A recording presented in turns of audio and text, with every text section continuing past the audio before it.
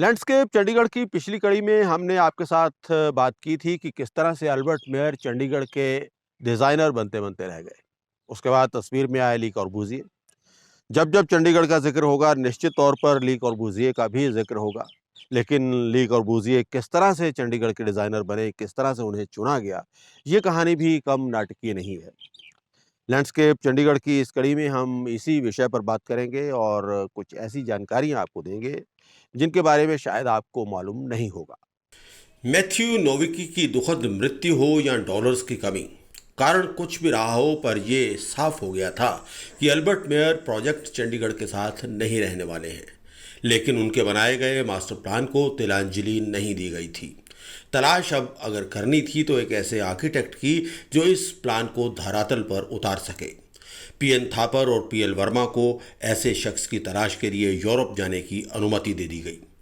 4 सप्ताह के अपने इस दौरे में थापर और वर्मा ने UK, Holland, France, Italy, Sweden, Belgium, Germany और स्विट्जरलैंड में नए आर्किटेक्ट को तलाश करना था। उन्हें अब एक ऐसे व्यक्ति की तलाश थी जो कम से कम 3 साल के लिए भारत में रहने को तैयार हो, और इससे भी महत्वपूर्ण बात यह कि वो सालाना सैलरी 3,000 पाउंड से ज़्यादा की मांग ना करे। सभी देशों के दर्जनों आर्किटेक्ट्स को आइडेंटिफाई किया गया। कई जाने माने आर्किटेक्ट्स ने स्वयं अपनी सेवाओं की पेशकश की। जब एल्बर्ट मेयर ने कभी भी फॉर्मली ये नहीं कहा था कि मैं इस प्रोजेक्ट पे काम नहीं करना चाहता।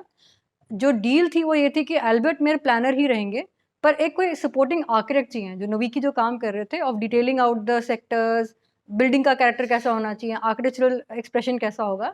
तो जो शुरुआत हुई थी वो ऐसे हुई थी कि हमें तो सिर्फ एक कोई आर्किटेक्ट चाहिए जो इस प्लान को फिल कर दे। जो ये प्लान बना हुआ है मेयर का प्लान, इसी पे हम काम करेंगे और इसी को हमको पूरा करने के लिए कोई यहाँ पे लोकल आर्किटेक्ट चाहिए या कोई ऐसा चाहिए जो इसको पूरा कर पाए। तो शुरुआत तो यहाँ से हुई थी, तो हमेशा जो लेटर्स थे, वो लेटर्स जाते थे कि we need a architectural assistant और we need a architect. Planner है, आर्किटेक्ट चाहिए हम। तो सारी एम्बेसीज जो थी यूरोपियन कंट्रीज़ की, उनकी एम्बेसीज को लेटर्स भेजे गए कि please identify and tell us कि आपके कोई ऐसे आर्किटेक्ट्स हों या प्लानर्स हों जो ये काम करने में इंटरेस्टेड हो या जिनको आप रिकमेंड करते हो। तो हर कंट्री ने, बेल्जियम, पोलैंड, कई कंट्रीज़ ने अपने-अपने आर्किटेक्ट्स के नाम रिकमेंड किए। कई बहुत अच्छे आर्किटेक्ट्स ने खुद अपना नाम रिकमेंड किया because it was a very prestigious project. Thapar और वर्मा की ली कॉर्बूज़िए के साथ पहली मुलाकात 1950 के नवंबर के महीने में पेरिस में उनके आवास पर हुई। कई मायने में ये मुलाकात पूरी तरह से डिज़ास्टर साबित हुई। ली कॉर्बूज़िए का रवैया काफ़ी नेगेटिव था। उन्हें भारत के इस मंसूबे को लेकर उनके मन में काफ़ी संदेह थे। एकदम से नए शहर के निर्माण का अवसर भले ही एक सपने को पूरा होना जैसा था। आर्किटेक्ट्स इस काम को करना भी चाहते थे, लेकिन फिर भी कहीं बात नहीं बन पा रही थी।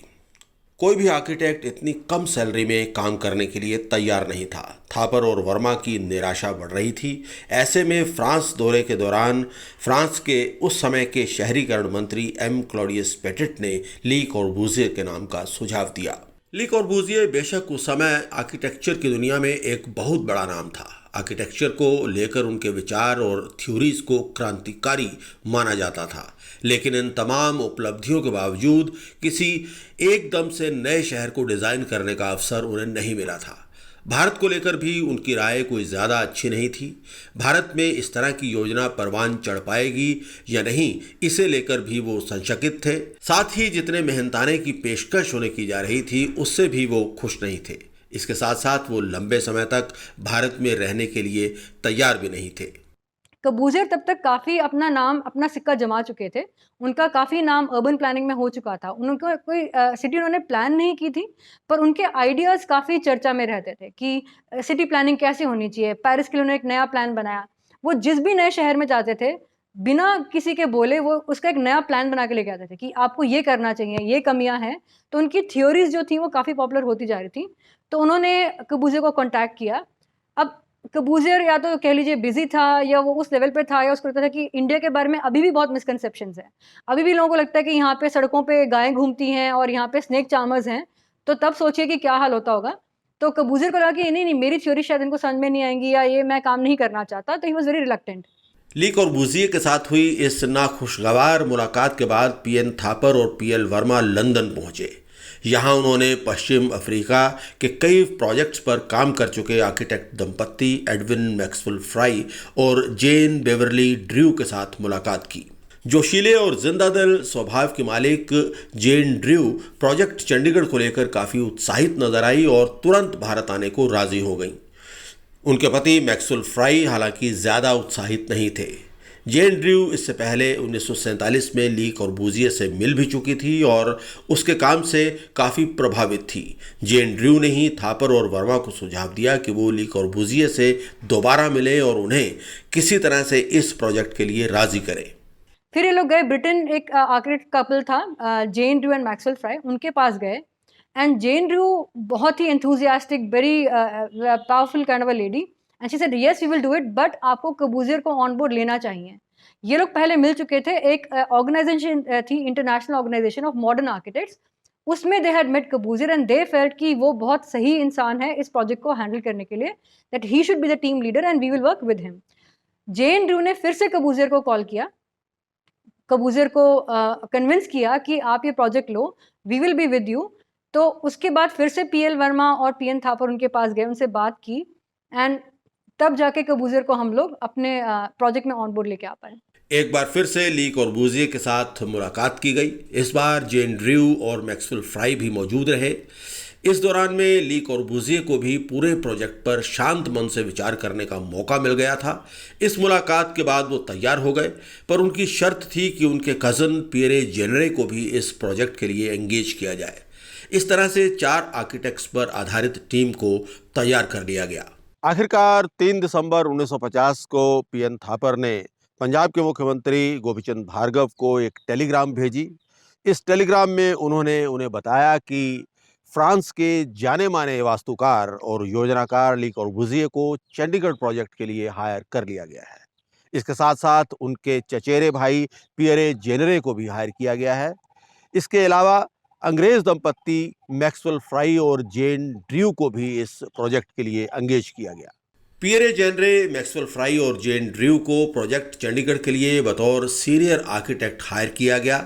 इनके साथ 3 साल का कॉन्ट्रैक्ट साइन किया गया और सैलरी तय की गई 3000 पाउंड सालाना। वहीं ली कॉर्बूजिए को इस परियोजना का आर्किटेक्चरल एडवाइजर बनाया गया। उनकी तनख्वाह 2000 पाउंड सालाना मुकर्रर की गई। पहले यह माना जा रहा था कि ये टीम अल्बर्ट मेयर के प्लान को ही आगे बढ़ाएगी, लेकिन ली कॉर्बूजिए अपनी तरह से सोचने वाले डिज़ाइनर थे, लिहाजा न सिर्फ उन्होंने ओरिजिनल प्लान को करीब करीब पूरी तरह से बदल डाला, बल्कि इस पर भारतीय अथॉरिटीज़ की सहमति भी हासिल कर ली। अनफॉर्चुनेटली एक बहुत क्रिटिकल मीटिंग हुई थी जो कबूजिए की टीम की हुई थी with the ministers of Punjab, जिसमें एल्बर्ट मेयर आ नहीं पाए थे फॉर सम रीज़न, कुछ उनका काम था व्हाटएवर।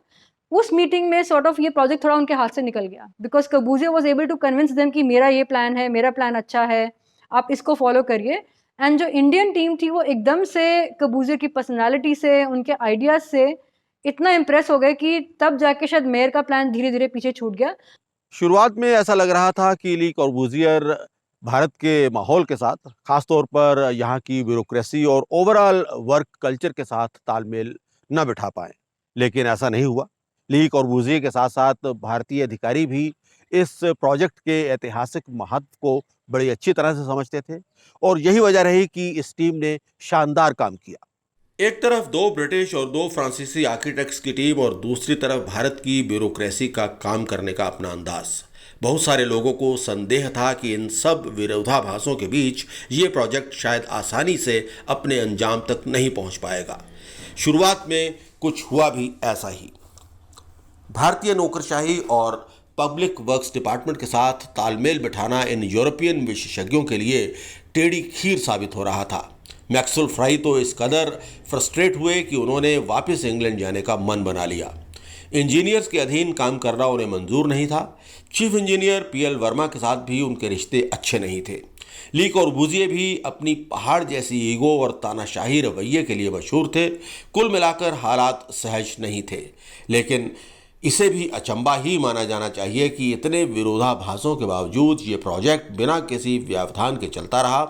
अपने तमाम इख्तलाफात के बावजूद सभी अधिकारी चंडीगढ़ के सपने को पूरा करने के लिए एकजुट नजर आए। जो मैंने जो चंडीगढ़ में जो प्लेयर्स थे सब बदनाम थे, MS Randhawa not very popular, very respected not popular, PL Verma very respected not popular. मेरे ख्याल से एक एक क्या होता है कि जब आपको पता होता है कि आप में एक खासियत है और एक आपके अंदर एक इम्पोर्टेंस है, आप छोटी-मोटी चीज़ों पे टाइम नहीं वेस्ट करते। आपको छोटी-मोटी चीज़ों से डील करना अच्छा नहीं लगता। आप अपना टाइम नहीं वेस्ट करना चाहते। लाइक MS रंधावा को लोग बोलते हैं कि he was very impolite, very to the point और व्हाटएवर, बिकॉज़ ही न्यू कि मेरे हर मिनट की वैल्यू कितनी है। आई थिंक सेम चीज़ कबूज़े के साथ थी। एंड मेरे ख्याल से इसी वजह से जो कबूज़र को प्रॉब्लम्स आई, मे बी कभी किसी मिनिस्टर से प्रॉब्लम आ गई, मे बी कोई ऐसा डिसीजन कि लेक के क्रॉस हमको कैंटोनमेंट बनानी है, तो कबूज़र अटक गया कि नहीं, मुझे कैंटोनमेंट नहीं बनानी यहाँ पे। But otherwise surprisingly all these, जिनको कहते हैं ना बहुत हाई ईगो वाले लोग, जिनको हम बोलते हैं PL वर्मा, MS रंधावा, कबूज़र, इन सब की टीम इतनी अच्छी बनी, इन लोगों ने एक-दूसरे के साथ इतने अच्छे से काम किया, व्हिच एक्चुअली मीन्स कि शायद उस लेवल के लोगों को उस लेवल के लोग ही समझ पाते हैं। बहरहाल कभी इस प्रोजेक्ट को लेकर बहुत ज़्यादा उत्साह न रखने वाले ली कॉर्बूज़िए ने चंडीगढ़ को एकदम अनूठा शहर बनाने के लिए अथक मेहनत की। वो साल में 2 बार चंडीगढ़ आते थे, जबकि उनकी टीम के बाकी सदस्य लंबे समय तक भारत ही में रहे। ली कॉर्बूज़िए ने भी मरते दम तक चंडीगढ़ से अपना नाता बनाए रखा। चंडीगढ़ पर उनकी गहरी छाप को यहाँ की सभी बिल्डिंग्स में और सभी इलाकों में बड़ी शिद्दत के साथ महसूस किया जा सकता है। न्यूज़स्केप की खास पेशकश लैंडस्केप चंडीगढ़ में इस कड़ी के लिए बस इतना ही। किसी और रोचक कहानी के साथ, चंडीगढ़ के साथ जुड़ी हुई जो कहानी होगी, हम एक बार फिर आपके सामने हाजिर होंगे। और जाते-जाते एक बार फिर हम आपसे सिर्फ यही विनती करना चाहेंगे कि आप हमारे चैनल को सब्सक्राइब करिए, इसे शेयर करिए और इसके साथ-साथ बेल आइकन ज़रूर दबाइए ताकि आपको नोटिफ़िकेशंस भी मिलती रहें। धन्यवाद।